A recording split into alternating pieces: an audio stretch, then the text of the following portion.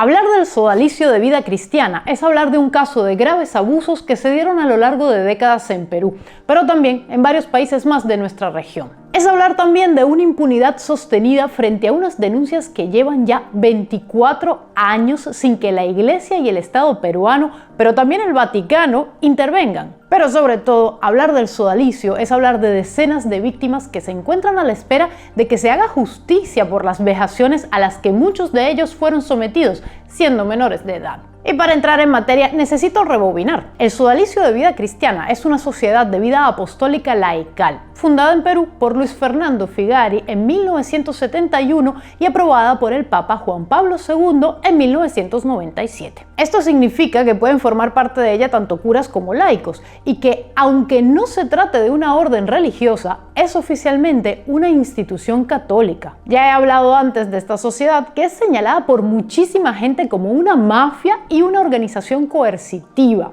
una secta, para que nos entendamos, que de paso, y según varias de las víctimas, tiene corte fascista. Al final de este video te dejo otro que hicimos hace un año sobre todas las marramucias que se les atribuyen, para que tengas más contexto. Y sí, entendiste bien, estamos hablando de una peligrosa secta dentro de la Iglesia Católica. Abuso físico, psicológico y sexual a menores de edad y adultos, esclavitud moderna, negocios mal habidos, presunto lavado de dinero y acoso a las personas que los han denunciado son algunos de los principales delitos por los cuales se les señala. Y su fundador, Luis Fernando Figari, es considerado a día de hoy el segundo Marcial Maciel de la Iglesia Católica en América Latina. Y ya con esto te haces una idea de la magnitud del problema. En el año 2000, José Enrique Escardó, ahora exsodálite, fue el primero en denunciar la violencia sufrida a manos de algunos altos cargos del sodalicio. Y a partir de allí, decenas de víctimas se han sumado a las denuncias,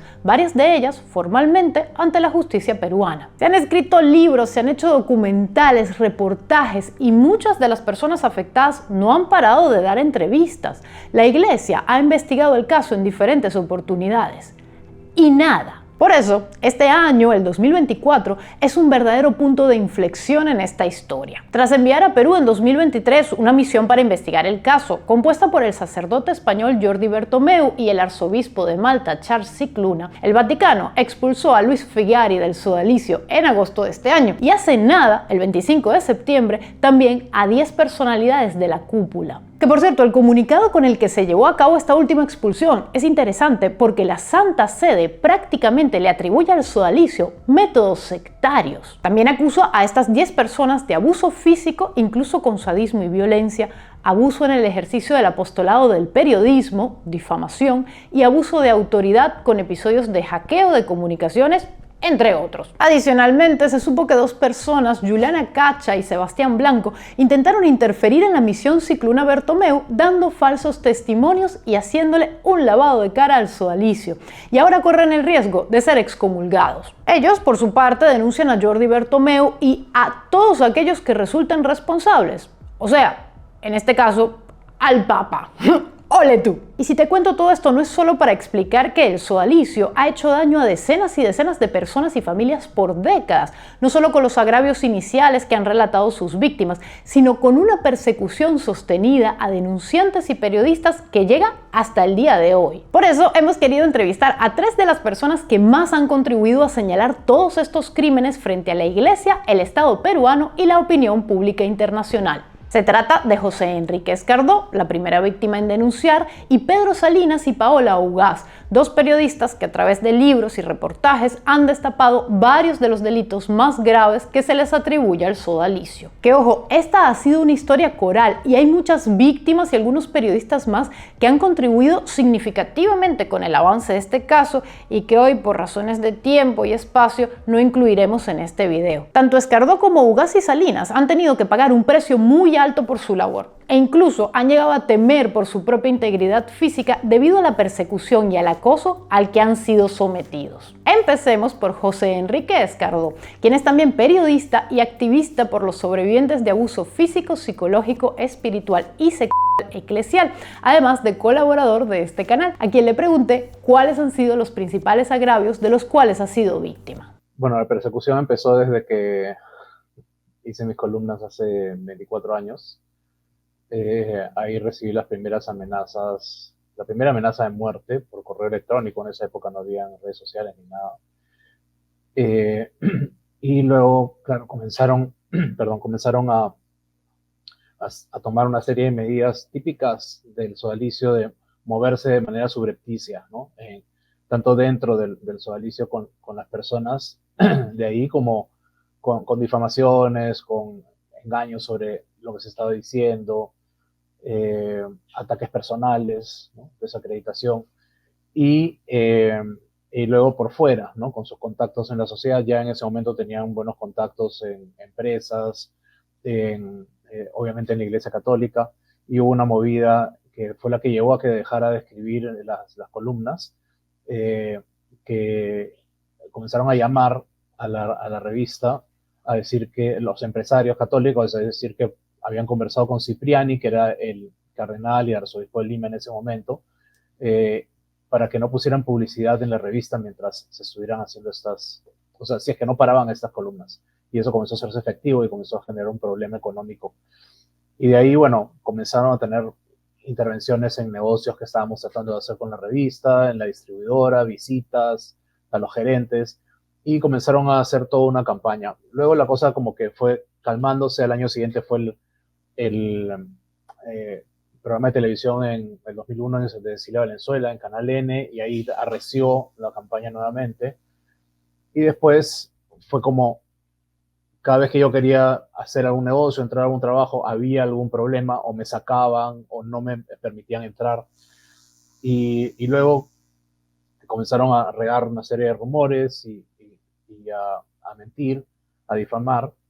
Y luego ya cuando comienzan las denuncias en el 2010 y 2011 contra Germán Doig primero, que fue mi director espiritual, y segundo contra Luis Fernando Figari, el fundador ahora expulsado.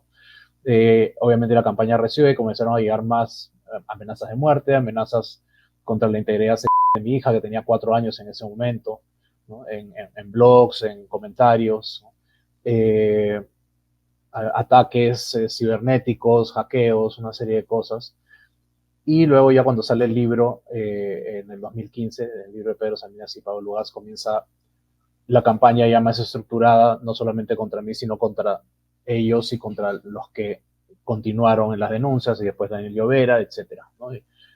Congresistas como Alberto de la Hunde, que iniciaron la comisión investigadora en el Congreso, ministros, etcétera. Cualquiera que se metiera con el sodalicio terminaba metido en algún tipo de campaña. Lo más fuerte puede haber sido esta mención a la integridad sexual, atentar contra la integridad de mi hija cuando ella tenía 4 años, las amenazas de muerte telefónicas en las que decían que me iban a matar a mí y a mi hija si seguía hablando.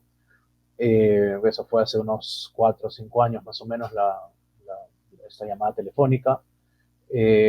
Y creo que lo más fuerte en general ha sido la indiferencia y la victimización secundaria producida por el Estado peruano, ¿no? Que se ha mantenido no solo ausente, sino negligente en todo este proceso desde hace 24 años, y que incluso ahora, teniendo toda, o sea, el Vaticano ha afirmado que son culpables, el propio Sodalicio ha afirmado que son culpables, hay todo tipo de testimonios y pruebas, y simplemente el Estado peruano no hace nada. A ver, a mí lo que me preocupa, eh, como dije, no me da miedo ni nada, pero sí me preocupa, es que en el Perú últimamente, a raíz del crecimiento de la delincuencia y del sicariato y de leyes que se han dado en el Congreso, que son pro delincuencia, ¿no?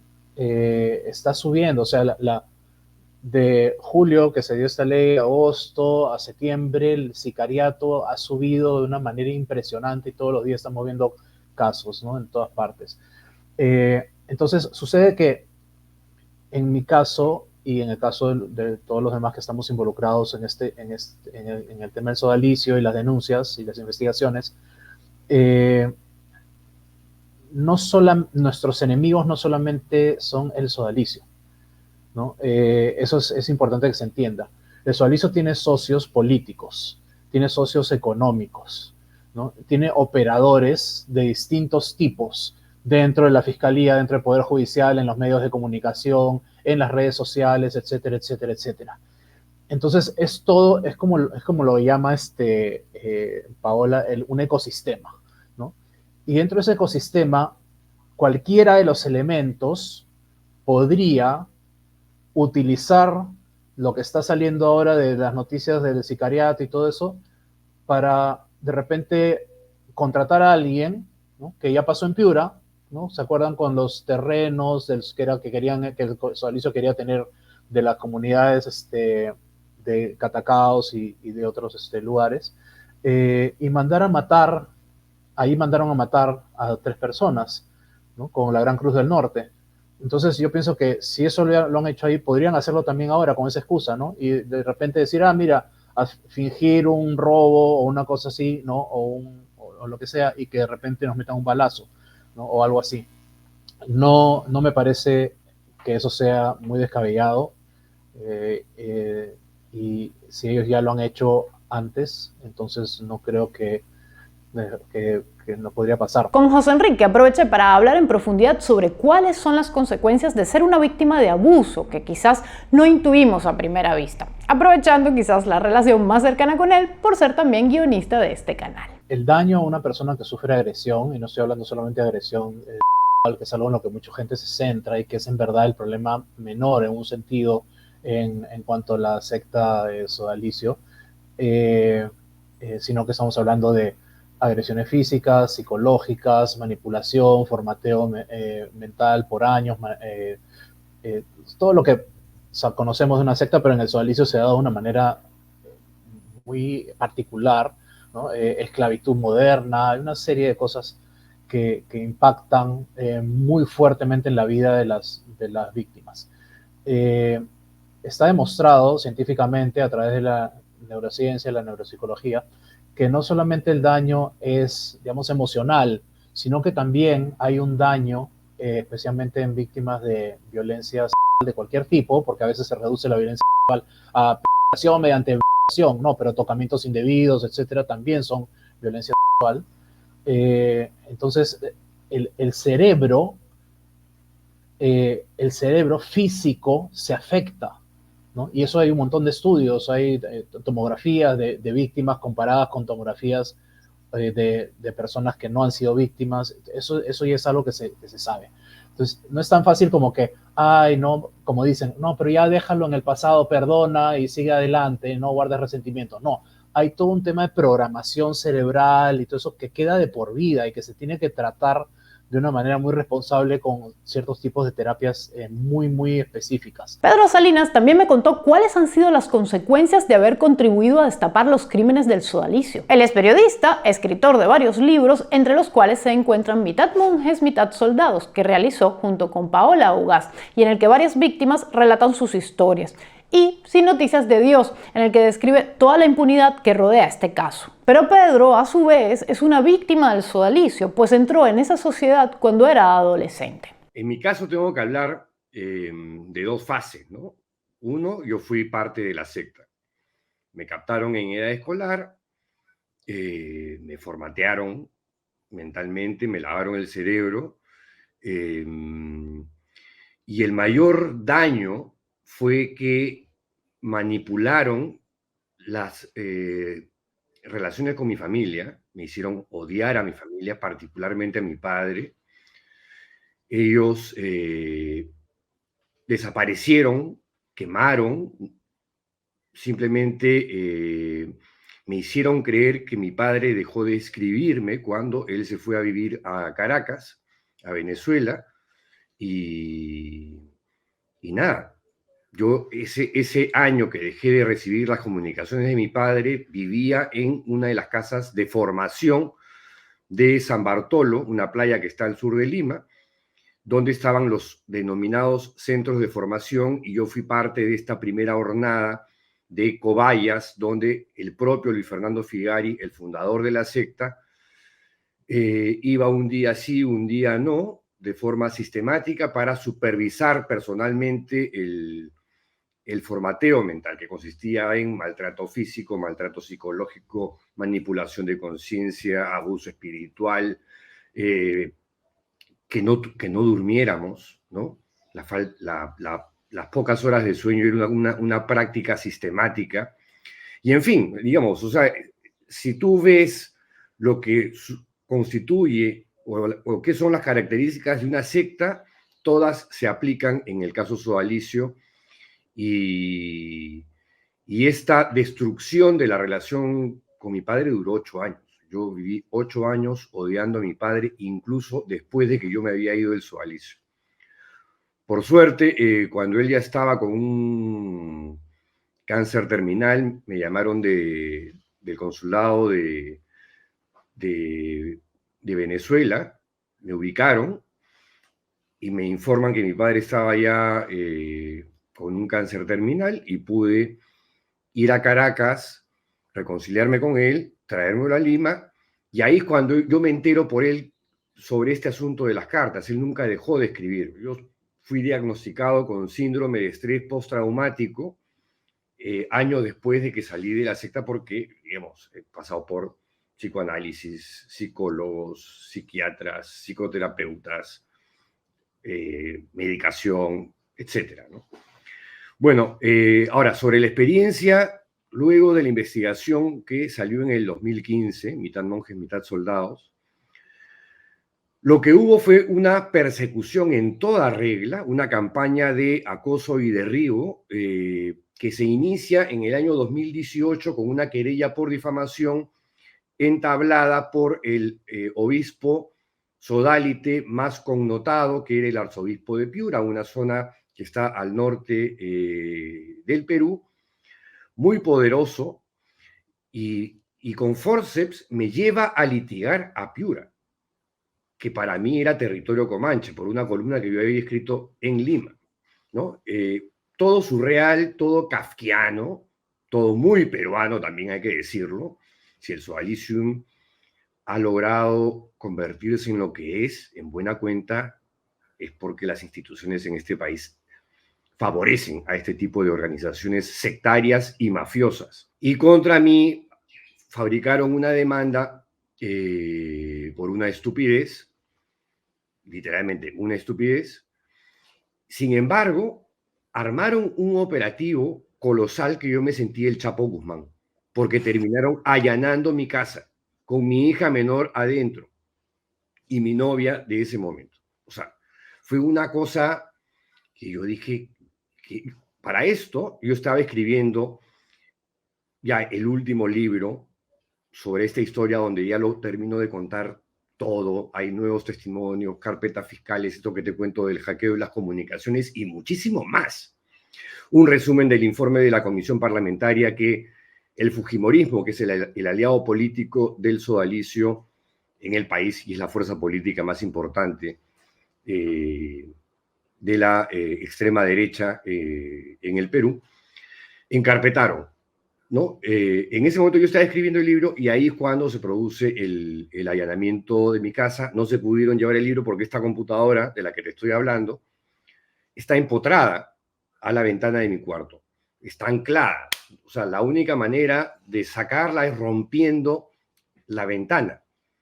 Y eso fue lo que yo le dije al fiscal. Usted ha venido acá, hasta acá, con todo este despliegue de 20 y tantos policías para llevarse mi libro. Y él me lo admite. Él admite que, claro, cuando se dio cuenta que estaba anclada y que tenía que romper eso, yo le dije, haga lo que tenga que hacer, pero yo me voy a encargar de que cuando usted ya no esté acá y me deje, digamos, sin computadora y con la pared de mi cuarto destruida, de tomarle una foto y de que esa foto dé la vuelta al mundo, porque esto de acá es un abuso de autoridad. Esto de acá no resiste ningún test de proporcionalidad. Este es un encargo del sodalicio. Y el fiscal me responde, pero señor Salinas, algo le tengo que llevar a mi jefe. Y de última, pero no menos importante, está Paola Ugaz, periodista y escritora detrás de toda la investigación que hizo junto con Pedro Salinas sobre el sodalicio, y que además se dedicó a destapar todo el entramado relacionado con la parte financiera del sodalicio, y por eso la he dejado de última para hablar del aspecto económico específicamente. Entonces, revelar una historia tan compleja tenía que incluir de alguna manera el tema del dinero. Y allí yo llego también de casualidad, un abogado peruano me dijo, muy bueno lo que han sacado con Pedro Salinas, pero en este país lo que importa es la plata, no importan los potos. En el Perú le dicen potos a los traseros. Y desde ahí yo, o sea, como que, ¿what? Y me dice, esta organización tiene mucho dinero, son socios de la TAM, uno de los hermanos es socio de Jaime Bertel, el sacerdote dedicado, digamos, a la empresa, son socios también de ahora el alcalde de Lima, ¿no? De Rafael López Aliaga, pero en esa época era un empresario más, y tienen cementerios, tienen un montón de negocios en el norte, y no tienen ninguna, digamos, ningún freno en el Estado, ¿no? Este abogado me hace la conexión con gente que había sido, digamos, había tenido algún tipo de relación comercial con Jaime Bertel, y en muchos casos habían sido estafados. Y empiezo a hablar con ellos y se abre un universo de investigación diferente, porque el Perú y el Vaticano, no todos los países lo tienen un tratado que se llama el Concordato, que tú firmas ese tratado y todas las organizaciones católicas no pagan ningún impuesto, ni de renta ni nada. Porque se supone que tú te dedicas a la caridad y a atender a los menesterosos, y por eso, digamos, eres recompensado, ¿no? O das educación, o los cementerios, qué sé yo. Entonces, aprovechando ese concordato firmado entre el Perú y el Estado Vaticano, tú puedes tener negocios escondiendo otros negocios que son lucrativos, pero poniéndole el techo de los no lucrativos. Entonces, Jaime Bertel, desde el año 2000, empiezan a tener cementerios donados a los arzobispados, y en los cuales, por ejemplo, tú eres la arzobispa de Lurín, entonces yo te digo, voy a construir un cementerio y te lo voy a donar, pero tú no vas a recibir ni un dinero del cementerio, lo único que vas a recibir es un pago al fin de año, ¿no? Pero me das el permiso, me das el gorrito de Iglesia Católica. Entonces mi cementerio va a ganar 30 o 40% más que un cementerio privado, ¿no? Y entonces ese negocio es el negocio redondo, es una mina de oro, ¿no? Porque los cementerios, digamos, es un negocio que no va a parar, ¿no? Sabemos. Entonces, claro, entonces tienen 9 cementerios a nivel nacional. Ellos se dan cuenta que digamos, iban a reclamar del lado de los privados, reciben la primera denuncia de competencia desleal que se le da a otro cementerio privado en Perú, y empiezan a ver de cómo hacer la manera de que nadie nos moleste, ¿no? Funcionarios, y armaron una red maravillosa en la cual estaba un nuncio de comienzos del año 2000 que se llama Rino Pasigato. Estuvo también después el presidente Alan García, que había estudiado con Figari en la Universidad Católica y amigo de Jaime Bertel. Y entonces lo que hicieron es un camino en el cual el concordato lo estiraron como un chicle, y entonces ninguna entidad del Estado, el Ministerio de Economía, las entidades tributarias, ni nada, podrían entrar. Era un Estado dentro del Estado, lo cual es muy grave. Es muy grave porque somos un país, pues, en el cual pueden comercializar desde estupefacientes y qué sé yo. Entonces tú no puedes tener un Estado dentro del Estado en que nadie del Estado puede entrar por el concordato. Y utilizaron un camino que les garantizó todo un crecimiento económico que llegó al pico al 2015 a $1.000 millones. Tengamos en cuenta que en esa época ya estaba el arzobispo de Piura, José Antonio Guren, en el norte del país, y entonces también él tenía un cementerio, y todo el dinero que empiezan a acumular lo tienen en empresas inmobiliarias, en empresas mineras, o sea, buscaban capitalizar en los negocios que pudieran ser, ¿no? También tienen una universidad en Arequipa, y jugaban mucho entre las empresas que no son lucrativas con las empresas lucrativas. Y eso genera una ganancia que fue muy importante en su momento, y que cuando sale el libro, digamos, sufren un golpe reputacional y empiezan a ver las maneras de sacar el dinero del país. A la vez que obviamente separan un monto para perseguir a los periodistas, ¿no?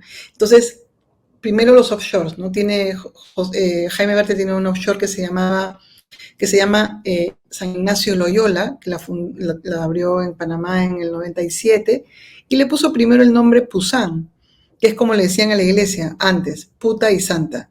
Y se dio cuenta que la bromita pues se iba a quedar en los papeles, que quedó, y luego le cambió San Ignacio Loyola. Luego abrieron sí, quedó.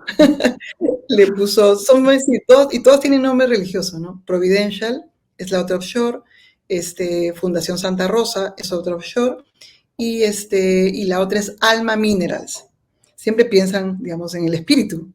Sabrina, por favor. Paola Ugaz también pudo compartir con nosotros la persecución y la campaña de desprestigio que se ha llevado a cabo en su contra por haber revelado toda esta información sobre el aspecto económico del sodalicio. Y entre todas las mentiras que empezaron a publicar de nosotros, una de las más rocambolescas es que yo comercializo uranio y plutonio con la familia Vargas Llosa para sacar al sodalicio desde Piura, que tiene yacimientos de uranio y plutonio. Y entonces, claro, por eso es que yo quiero que el sodalicio se vaya de Piura, y además el dinero lo recibíamos de un grupo de un grupo terrorista de Medio Oriente, y por eso Vargas Llosa había viajado allá y qué sé yo. Pero esa historia estaba ahí, ¿no? Estaba entre las historias que publicaban contra nosotros. Y claro, nosotros en ese momento, yo creo que el gran error que tuvimos con Pedro Eduardo es no haber empezado a reclamar o decir que esto es falso, porque nos parecía tan idiota, tan absurdo lo que decían de nosotros, que claro, lo que decían era que yo había lavado no se ponen de acuerdo en la cifra, pero es entre 600,000 y 1.3 millones de dólares, entre varias personas a las cuales yo les reparto $100,000, me quedo con su tarjeta de débito, le pago un fee de 10,000 o 15,000, y no a todos les había pagado lo mismo. Como no les había pagado lo mismo, ellos se quejan en el periódico y sacan esta historia. Fue un momento muy duro, era pandemia, y bueno, me alteró muchísimo la vida, ¿no? Y además, no solo era la historia, sino que ya toda la red, yo salí en la televisión, salí en la radio, bueno, la familia, era como un espacio, fue brutal. Fue brutal. Y sobre esa mentira, nosotros demandamos al periódico, pero es como si nada, ¿no? Sobre esa mentira, manda Luciano Reboredo, el que me había denunciado en La Abeja por difamación, lo manda a 6 fiscalías, ¿no? Diferentes por diferentes delitos. Y eso, en enero del 2021, me abren el primer caso de lavado de activos y me meten en el caso Lavajato. ¿Por qué me meten en el caso Lavajato? Porque yo del 2013 al 2014 trabajé como jefa de redes sociales en la Municipalidad de Lima. Entonces la alcaldesa es procesada por el caso Lavajato, haber recibido coimas de Odebrecht y de OAS. Y entonces lo que hacen es extrapolarme y ponerme como una suerte de coalcaldesa de Lima, y que yo, digamos, había lavado el dinero de esa corrupción. Entonces ese año, el 2019, yo recibo el título muy triste de la periodista más demandada de Perú, el 2019.